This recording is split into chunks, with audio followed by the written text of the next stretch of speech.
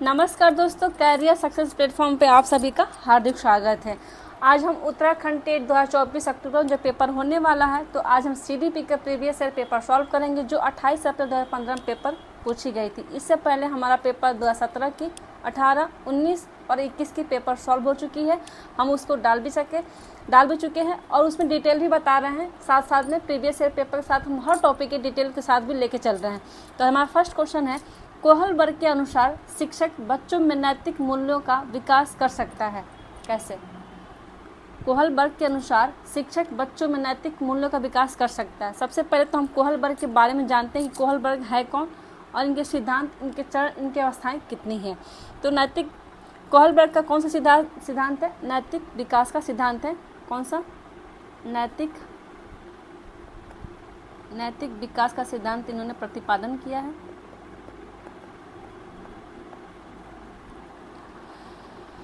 वर्ष 1969 में किया था। अगर पेपर में क्वेश्चन आए कि कोहलबर्ग ने नैतिक विकास सिद्धांत का प्रतिपादन कब किया था, तो 1969 में किया था। कब किया था? 1969 में प्रतिपादन किया था। और 1981 और 1984 में इसे संशोधित, अगर पेपर में क्वेश्चन आए कि इसे संशोधित कब किया था, तो 1981 और 1984 में इसे संशोधित किया था। किसने? कोहलबर्ग ने नैतिक विकास को। ठीक है, अब इसके आगे हम देखते हैं कि अगर पेपर में क्वेश्चन ये आ जाता है कि जो कोहलबर्ग का नैतिक विकास सिद्धांत है किससे इंस्पायर्ड थे? कोहलबर्ग का नैतिक विकास किससे इंस्पायर्ड है?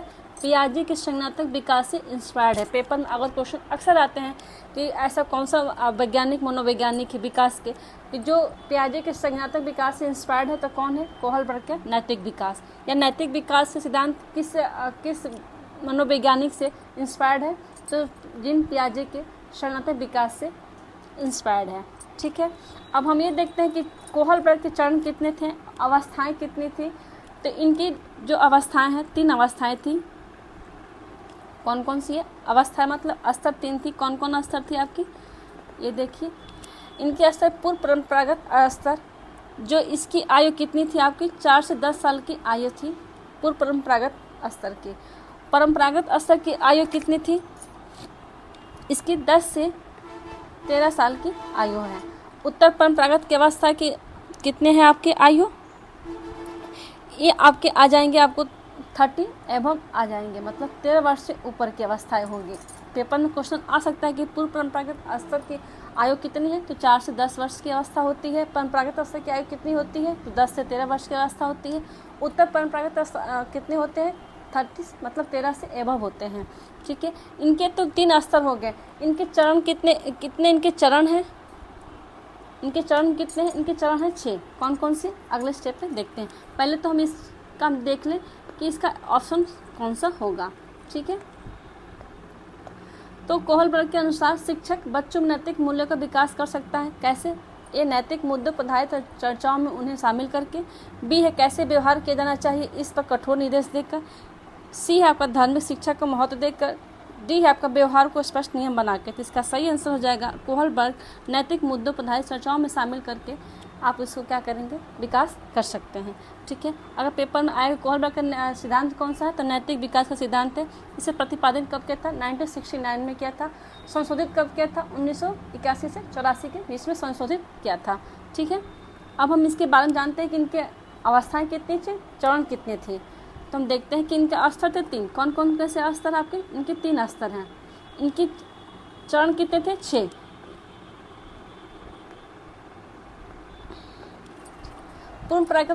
पूर्व परंपरागत स्तर की आयु कितनी थी? 4 से 10 साल की आयु थी पूर्व परंपरागत अवस्था की। इसमें 2 चरण हैं। कौन कौन से? आपका दंड एवं आज्ञाकारिता उन्मुक्ता और व्यक्तिगत और आदान प्रदान की उन्मुक्ता। इसमें क्या करता है बच्चा इसमें सजा को टालने के लिए नियमों का पालन करता है। हमें सजा ना मिले उसके लिए वो क्या करता है कि अब उसके सारे नियमों का पालन करता है, चाहे वो नियम गलत हो या सही हो। तो कौन सी अवस्था है? अगर पेपर में क्वेश्चन आए कि सजा को टालने के नियमों का पालन करने की अवस्था कौन सी है, तो कौन सी अवस्था है? पूर्व परंपरागत स्तर है। ये 4 से 10 वर्ष अवस्था है। ठीक है, इसमें बच्चा क्या करेगा? सजा को टालने के लिए नियमों का पालन करेगा। ठीक है, नेक्स्ट देखते हैं कि परंपरागत स्तर में क्या होता है आपका। ये अवस्था आपकी कितने वर्ष की होती है? 10 से 13 साल की अवस्था होती है। ठीक है, इस अवस्था में इसके चरण कितने हैं? 2। कौन कौन से? अच्छा लड़की, अच्छा लड़का, अच्छी लड़की, अभिविन्यास। 4th है आपका कानून तथा सामाजिक क्रम नियंत्रक उपनय। इसमें क्या करता है बच्चा? ट्रेडिशनल सोसाइटी से ले चलेगा, परंपराओं को सामाजिक या रूल के अकॉर्डिंग चलते हैं बच्चे। इसमें क्या करेंगे? इस अवस्था में बच्चा क्या करेगा? रूल के अकॉर्डिंग चलेगा, जो रूल बनाएगा उसी के अकॉर्डिंग चलेगा, अपना अपना रूल कोई फॉलो नहीं करेगा, जो रूल बनाया गया उसी के अकॉर्डिंग बच्चा उसे चलेगा। ठीक, कौन सी अवस्था में? 10 साल की, 10 से 13 साल की अवस्था है, ये परंपरागत स्तर की अवस्था होती है। नेक्स्ट आपका उत्तर परंपरागत अवस्था कितने होती हैं? कितने चरण हैं? 2। कौन कौन से? सामाजिक अनुबंधन, व्यक्तिगत अभिविन्यास, और आपका 5th 6th है सार्वभौमिक सिद्धांत अभिविन्यास की अवस्था। इस अवस्था में क्या होता है? इस पर सेल्फ सिद्धांत पर चलेगा, खुद के जो सिद्धांत बनाएगा उसी पर चलेगा। कौन सी अवस्था में? 13 से एबव वर्ष की जो अवस्था होती है, इसमें बच्चा अपना खुद का रूल, अपने खुद के नियम बनाएगा और खुद के सिद्धांत पे चलेगा, दूसरे का कोई मतलब नहीं है। मतलब इसमें जरूरत पड़ने पर नियमों का में पतन भी, अगर कोई नियम बनाया गया है इसमें था आपको रूल के अकॉर्डिंग चलेगा, लेकिन इस अवस्था में क्या है कि जो रूल बनाया गया है उसमें भी परिवर्तन करके चल सकता है। मतलब सेल्फ सिद्धांत पर चलेगा, जो नियम बनाएगा उसी पर नहीं चलेगा। अगर उसे लगे कि नियम गलत है तो उस नियम को चेंज करके इस अपने सिद्धांत पे चल सकता है, लेकिन इस अवस्था में क्या है कि रूल के अकॉर्डिंग चलेगा। इस अवस्था में क्या है कि बच्चा को सजा टालने के लिए नियमों का पालन करेगा, इसमें नियम का पालन करेगा, नियम के अकॉर्डिंग चलेगा। इसमें क्या, अगर नियम सही है तो चलेगा, गलत लगा तो उसमें परिवर्तन कर सकता है। ठीक है, नेक्स्ट क्वेश्चन देखते हैं अब हम। निम्नलिखित में से कौन सा सूक्ष्म गति कौशल का उदाहरण है? निम्नलिखित में से कौन सा सूक्ष्म कौशल का उदाहरण है? कौन सा उदाहरण है देखते हैं। ऑप्शन है आपका ए चढ़ना, बी है दौड़ना, सी है फुदकना, डी है लिखना। तो सबसे पहले हम कवर करते हैं कि ये सूक्ष्म गति कौशल या स्थूल गति कौशल किसे कहते हैं। ठीक है, सूक्ष्म गति कौशल को इंग्लिश में हम क्या कहेंगे? इसको कहेंगे फाइन मोटर स्किल्स। एक आपका स्थूल गति कौशल, इसको क्या कहेंगे? ग्रॉस टू फाइन, मतलब ये ग्रॉस मोटर स्किल्स। ठीक है, इसमें आपको पूछा कि गति कौशल, सूक्ष्म गति कौशल का उदाहरण क्या है? तो सूक्ष्म गति कौशल हम किसे कहते हैं पहले वो समझते हैं, जिसमें उंगलियां या अंगूठे के जरिए हम कुछ उठाना, जैसे हम हाथों से एक्टिविटी करते हैं। ठीक है, हाथों से एक्टिविटी हम क्या कर सकते हैं? लिख सकते हैं, ड्राइंग कर सकते हैं, पेंटिंग कर सकते हैं, और क्या कर सकते हैं? बुनाई कर सकते हैं, सिलाई कढ़ाई, बुनाई, लिखाई, पढ़ाई, पेंटिंग, जो काम होगा, जो हाथों का जहाँ प्रयोग होगा वो क्या है? आपका सूक्ष्म है। क्या होगा? आपका सूक्ष्म गति कौशल होगा। ये आपका क्या है? ये आपका सूक्ष्म गति कौशल है, जिसमें हम हाथ से क्या कर रहे हैं? ड्राइंग कर रहे हैं, और क्या कर रहे हैं? पेंटिंग बना रहे हैं। ये आपका क्या हो गया? आपका सूक्ष्म गति कौशल, जिसमें उंगलियां या अंगूठे के जरिए कुछ उठाना हो, रखना हो, करना हो। रेत में पैर की उंगलियां घुमाना, अगर हम कहीं बालू में बैठे हैं तो उसमें बैठे बैठे अपने पैर की उंगलियों को घुमा रहे हैं, तो ये आपका क्या होगा? सूक्ष्म गति कौशल हो गया। हम बैठ के लिख रहे हैं, ये क्या हो गया? आपका सूक्ष्म गति कौशल। पेंटिंग कर रहे हैं, ये सूक्ष्म गति कौशल हो गया आपका। ठीक है, स्थूल गति कौशल में क्या होता है? स्थूल गति कौशल में क्या होगा? जिसमें हम दौड़ेंगे, कूदना, भागना, घुटनों के बल चलना, ये क्या हो गया आपका? स्थूल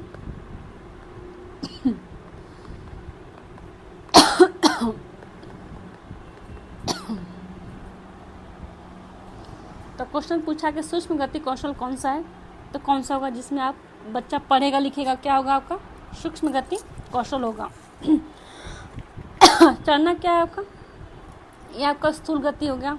दौड़ना स्थूल हो गया, फुदकना स्थूल, लिखना क्या है आपका? सूक्ष्म गति कौशल हो गया। कौन सा हो गया? सूक्ष्म गति कौशल हो गया। नेक्स्ट क्वेश्चन देखते हैं।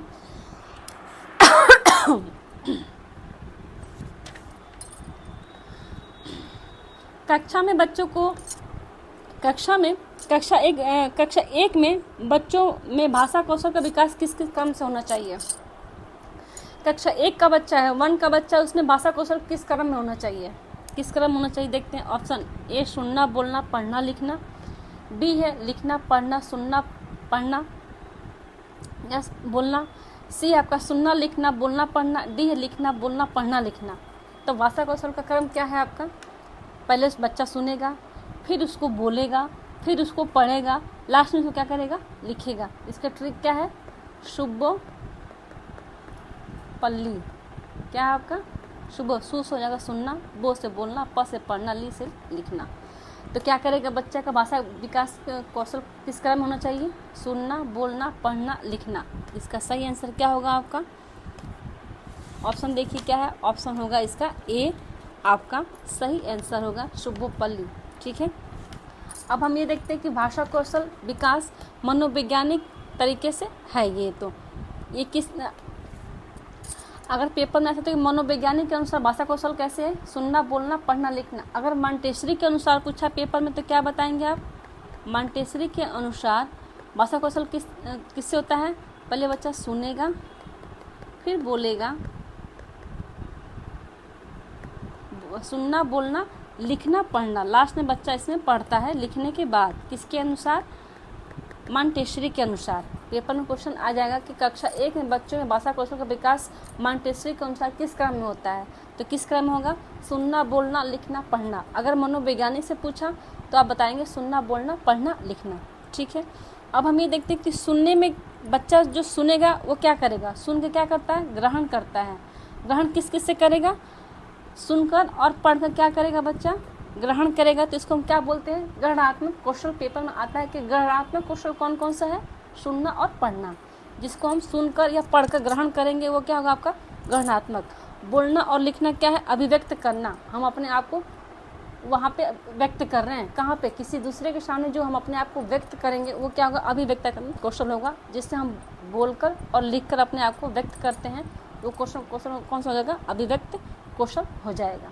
ठीक है, नेक्स्ट क्वेश्चन देखते हैं कि शिक्षा के संदर्भ में सामाजिकरण कैसे तात्पर्य है, कैसे होगा। ए सामाजिक वातावरण में अनुकूलन और समायोजन से, बी है सामाजिक मानदंडों का सदैव अनुपालन करना, सी है अपने सामाजिक मानदंड का बनाना, डी है समाज में बड़ों का सम्मान करना। तो इसका सही आंसर हो जाएगा आपका ऑप्शन बी, सामाजिक मानदंडों का सदैव अनुपालन करना। क्या है हमारा, सामाजिकरण का तात्पर्य है शिक्षा के संदर्भ में। नेक्स्ट क्वेश्चन है आपका, निम्न में से एक प्राथमिक स्तर के शिक्षक के लिए सबसे महत्वपूर्ण गुण कौन सा है। ए शिक्षण विधियों में साक्षरता का विषय का ज्ञान, बी है आपका उच्च मानक भाषा में पढ़ाने की क्षमता, सी है पढ़ाने की उत्सुकता, डी है धैर्य और लगन की। इसका सही आंसर हो जाएगा आपका, किसी भी चीज़ को हम प्राथमिक स्तर शिक्षक के सबसे महत्वपूर्ण हम क्या रखेंगे, पढ़ाते समय धैर्य और लगन से हम बच्चे को सिखा सकते हैं। उसको महत्वपूर्ण जो हमें बताना होगा तो धैर्य और लगन उसमें दिखाना पड़ेगा कि कैसे आप उस चीज़ को ग्रहण कर सकते हैं। नेक्स्ट क्वेश्चन है आपका, नर्सरी कक्षा में शुरुआत करने के लिए कौन सी विषय वस्तु सबसे अच्छी है। ए मेरा प्रिय मित्र, बी है मेरा परिवार, सी है मेरा पड़ोस, डी है मेरा विद्यालय। इसका सही आंसर हो जाएगा मेरा परिवार क्या होगा आपका, ऑप्शन बी मेरा परिवार इसका सही आंसर होगा। प्राथमिकता में क्या आगे आएगी बच्चों के लिए, परिवार आएगा। सेकंड में क्या आएगा, मित्र पड़ोस विद्यालय, ये सब क्या है आपका सेकंड में आएगा। फर्स्ट में क्या, प्राथमिक स्तर क्या आएगा, खुद का परिवार आएगा। ठीक है, नेक्स्ट क्वेश्चन है आपका, पियाजे के अनुसार संज्ञानात्मक विकास के किस चरण पर बच्चा वस्तु अस्तित्व का प्रदर्शित करता है। ए संवेदी प्रेरक चरण, बी है आपका पूर्व संज्ञानात्मक अवस्था, सी है आपका पूर्व संज्ञानात्मक चरण, डी आपका औपचारिक संज्ञानात्मक चरण। तो संवेदी प्रेरक जो अवस्था होती है कितने वर्ष की अवस्था होती है, ये 0 से 2 वर्ष की अवस्था होती है। आपका पूर्व संज्ञानात्मक 2 से 7 वर्ष की अवस्था होती है। मूर्त संज्ञानात्मक होते हैं आपका 7 से 11 वर्ष की अवस्था होती है। आपका ये 11 से 12 वर्ष की अवस्था होती है आपकी। और औपचारिक संज्ञानात्मक अवस्था, इस अवस्था में बच्चों क्या नियम से उदाहरण से समझाते हैं, नियम से उदाहरण की ओर होता है विकास। और मूर्त संज्ञानात्मक को आपका उदाहरण से नियम की ओर होता है, उदाहरण से नियम की ओर विकास होता है। पूर्व संज्ञानात्मक अवस्था में बच्चा क्या करता है, आपका तर्क करना, समस्याओं का समाधान भी करना कुछ हद तक हो जाता है। संवेदी प्रेरक अवस्था में क्या होता है, बच्चों के अंदर क्या होता है, वस्तु अस्तित्व की ज्ञान हो जाता है। तो ये कौन सी अवस्था होगी कि पियाजे के अनुसार संज्ञानात्मक विकास के किस चरण पर बच्चा वस्तु अस्तित्व को प्रदर्शित करता है, किस अवस्था में, संवेदी प्रेरक अवस्था में बच्चा इस जो 0 से 2 वर्ष की अवस्था होती है। नेक्स्ट क्वेश्चन है आपका, सीखने की प्रक्रिया में शिक्षक की भूमिका होनी चाहिए। ए सुगमकर्ता की, बी है अनुदेशनकर्ता की, सी है प्रशिक्षक की, डी है नियंत्रणकर्ता की। तो इसका सही आंसर हो जाएगा आपका ऑप्शन ए सुगमकर्ता की। ठीक है। नेक्स्ट क्वेश्चन है आपका, एक शिक्षिका अपने आप कभी भी प्रश्नों को उत्तर नहीं देती, वह अपने विद्यार्थियों को उत्तर देने के लिए चर्चाएं और सहयोगात्मक अधिगम अपनाने को प्रोत्साहित करती है। यह उपगम के सिद्धांत पर आधारित है। किस पे? ए सीखने की तत्परता, बी सक्रिय भागीदारी, सी आपका अनुदेशात्मक सामग्री का उचित संगठन के लिए, डी आपका अच्छा उदाहरण प्रस्तुत करना और भूमिका प्रतिरूपण बनाना। इसका सही आंसर हो जाएगा आपका एक क्या होता है, एक अच्छा उदाहरण प्रस्तुत करना और भूमिका प्रतिरूपण को बनाना क्या है आपका, ये आपका उपगम का सिद्धांत का आधारित होना चाहिए। ठीक है, एक अच्छा उदाहरण प्रस्तुत करना या भूमिका प्रतिरूप बनाना। ठीक है। नेक्स्ट क्वेश्चन आपका, एक बालक की मानसिक आयु कितना है आपका 12 वर्ष और शारीरिक आयु कितनी है 10 वर्ष। उसका बुद्धि लब्धि क्या होगा, मैंने आपकी इसके जो 2021 का जब मैंने पेपर सॉल्व किया CDP का, उसमें आपके बुद्धि लब्धि के प्रतिपादक कौन है, IQ का किसने फार्मूला दिया है, इसने किससे प्रतिपादन किया है, उसके बारे में मैं आपको पूरा डिटेल के बारे में दे चुकी हूँ। इसकी फार्मूला क्या है, आपकी बुद्धि लब्धि की फार्मूला क्या है, मानसिक आयु बटा में वास्तविक आयु इंटू 100। तो मानसिक आयु कितना दिया है 12, वास्तविक कितना दिया है आपका, शारीरिक ये हो आपका, शारीरिक भी हो सकता है और वास्तविक भी हो सकता है। तो कितना दिया है 10, तो हम क्या करेंगे 12 बटा में 10 इंटू हो जाएगा 100, तो 0 से 0 कट जाएगा, 12 इंटू 10 इक्वल टू कितना हो जाएगा आपका 120। आपका ये हर पेपर में जितने भी मैंने पेपर सॉल्व कराई अभी तक 2021 से लेकर 2015 तक का ये पेपर है, उसमें हर पेपर में यही क्वेश्चन रिपीट द रिपीट पूछी गई है कि बुद्धि लब्धि 12 वर्ष की 10 वर्ष की कितनी है, हर पेपर में आई है। तो इतना मान चले कि इस बार भी पेपर में ये क्वेश्चन जरूर आएगा। वेरी इंपॉर्टेंट है, आपको 1 नंबर आपके हाथ में है, इसीलिए बिल्कुल आप इस सूत्र को याद कर लीजिएगा और पेपर में आए बिल्कुल आप सेकेंडों में क्वेश्चन को सॉल्व कर लें। ठीक है। नेक्स्ट क्वेश्चन है आपका, समेकित शिक्षा इंगित करती है। ए सभी बच्चों के लिए एक समान शिक्षण विधि, बी है सामान्य बच्चों एवं भिन्न रूप से योग्य बच्चों की एक ही स्कूल, सी आपका सामान्य बच्चों और भिन्न रूप से योग्य बच्चों की पृथक स्कूल, डी है आपका सामान्य बच्चों और भिन्न रूप से योग्य बच्चों के लिए एक समान की सुविधा। इसका सही आंसर क्या होगा आपका, अब इसका सही आंसर हो जाएगा आपका ऑप्शन होगा बी, जो सामान्य बच्चों एवं भिन्न रूप से योग्य बच्चों के लिए एक ही स्कूल हो, न कि पृथक हो, एक अलग अलग हो, बच्चे के योग के अनुसार स्कूल नहीं, सारे बच्चों के लिए एक शिक्षा होनी चाहिए, एक क्लासरूम में समावेशी शिक्षा होनी चाहिए। ठीक है। नेक्स्ट क्वेश्चन है आपका, एक शिक्षक विद्यार्थियों में सामाजिक मूल्यों को विकसित कर सकता है। ए अनुशासन की अनुमति को विकसित कर, बी आपका आदर्श रूप से बर्ताव कर, सी है महान व्यक्तियों के बारे में बोलकर, डी है आपको उन्हें अच्छी कहानियाँ सुनाकर। इसका सही आंसर हो जाएगा ऑप्शन आपका बी, आदर्श रूप से बर्ताव करके क्या करेंगे हम विद्यार्थियों को सामाजिक मूल्यों को विकसित कर सकते हैं आदर्श रूप से बर्ताव करके। ठीक है। नेक्स्ट क्वेश्चन है आपका, शिक्षार्थियों के बीच अधिगम शैली में अंतर का कारण हो सकता है। ए शिक्षार्थियों के समाजीकरण की प्रक्रिया, बी है शिक्षार्थी द्वारा अपनाई गई विचारणा नीति, सी है परिवार की आर्थिक स्थिति, डी है बालक का लालन पालन। इसका सही आंसर हो जाएगा आपको शिक्षार्थी द्वारा अपनाई गई विचार नीति क्या है आपके, शिक्षार्थियों के बीच अधिगम शैली में अंतर का कारण हो सकता है क्या, इसके द्वारा अपनाई गई विचारणा की नीति। ठीक है। नेक्स्ट क्वेश्चन है आपका, मानव व्यक्तित्व परिणाम है। ए केवल अनुवांशिकता का, बी पालन पोषण की और शिक्षा का, सी अनुवांशिकता और वातावरण के अंतःक्रिया का, डी है केवल वातावरण का। इसका सही आंसर हो जाएगा आपका अनुवांशिकता और वातावरण की अंतःक्रिया क्या है आपका मानव व्यक्तित्व का परिणाम है। नेक्स्ट क्वेश्चन,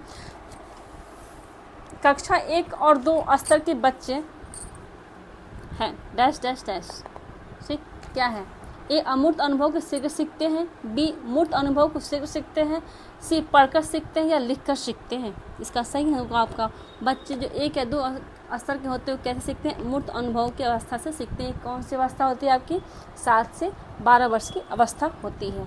ठीक है। नेक्स्ट क्वेश्चन है आपका, शिक्षण सहायक शिक्षार्थियों व्यक्तिगत भिन्नता प्रदर्शित करते हैं। ए अधिगम को एक समान सुनिश्चित करना,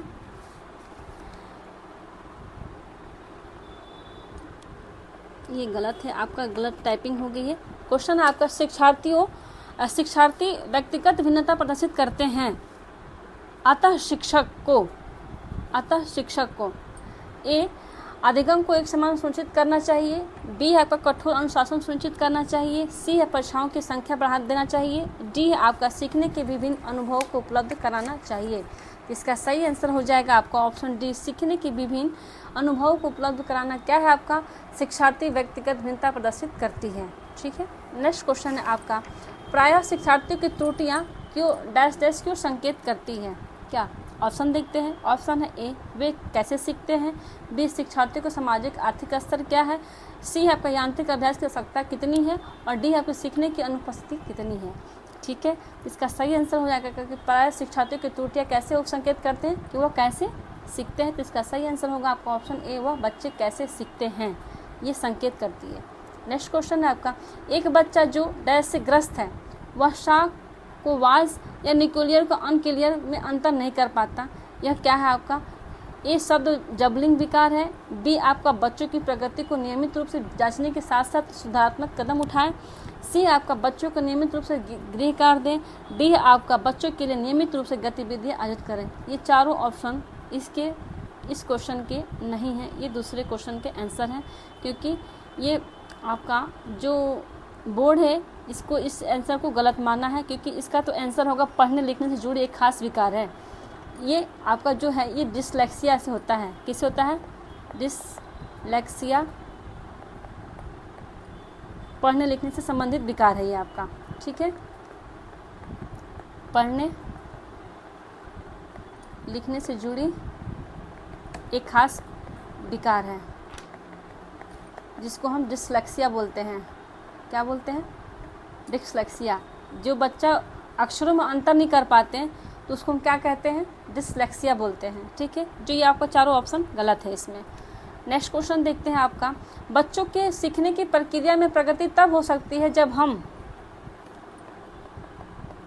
ए उसकी प्रगति की नियमित रूप से जांच करें, बी बच्चों की प्रगति को नियमित रूप से जांचने के साथ साथ सुधारात्मक कदम उठाएं, सी आपका बच्चों को नियमित रूप से गृह कार्य दें, डी है आपका बच्चों के लिए नियमित रूप से गतिविधियां आयोजित कराएं।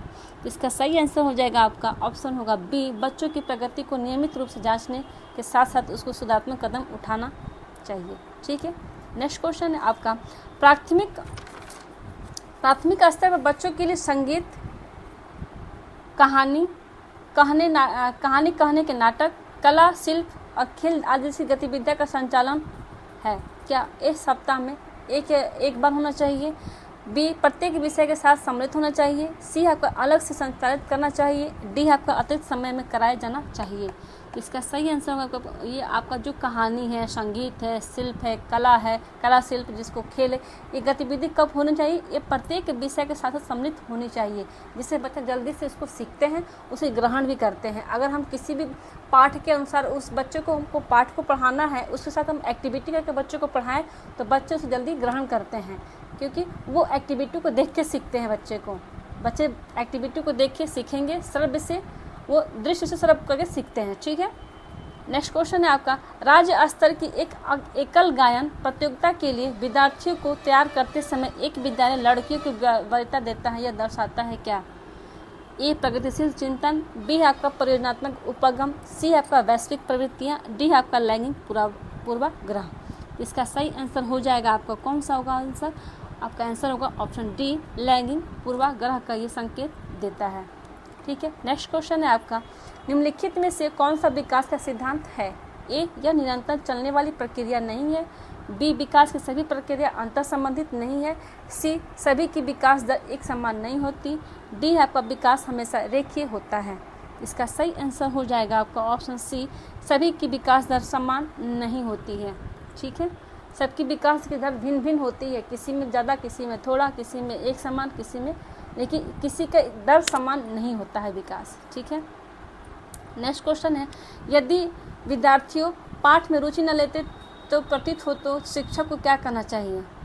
वह शिक्षा विधि बदल दे या दृश्य सर्व सामग्री को प्रयोग में लाकर पाठ को रुचिकर बनाए, सी आपका कक्षा से चला जाए, डी आपका कक्षा में कोई अन्य कार्य प्रारंभ करे। इसका सही आंसर क्या होगा? आपका ऑप्शन है शिक्षण विधि को बदलें।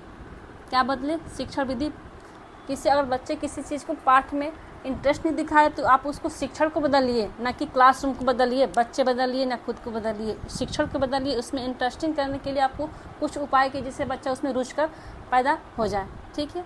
नेक्स्ट क्वेश्चन आपका, व्यवहार का करना पक्ष में आता है। ए सीखने के गति क्षेत्र, बी सीखने के भावनात्मक क्षेत्र, सी आपका सीखने के मनोवैज्ञानिक क्षेत्र, डी आपका सीखने के संज्ञानात्मक क्षेत्र।